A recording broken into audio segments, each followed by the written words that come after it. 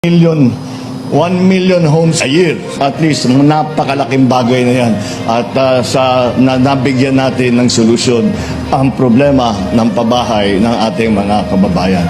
The Pambansang Pabahay para sa Pilipino program aims to provide home to 6 million Filipinos and generate around 1.7 million jobs yearly. Tulunin po ng programang ito na magpapatayo ng 1 milyong pabahay kada taon hanggang matapos ang aking 6 na taong termino bilang Pangulo.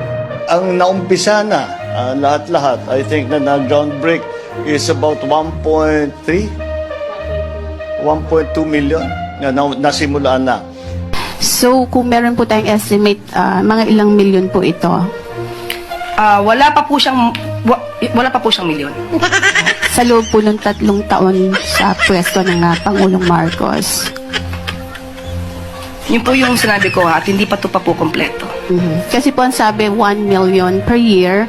So, para mabuo yung backlog na 6.5 million housing units po ng Pilipinas. So, may mga pagkakataon po, gustuin po natin na matapos ang lahat, pero may mga causes of delay.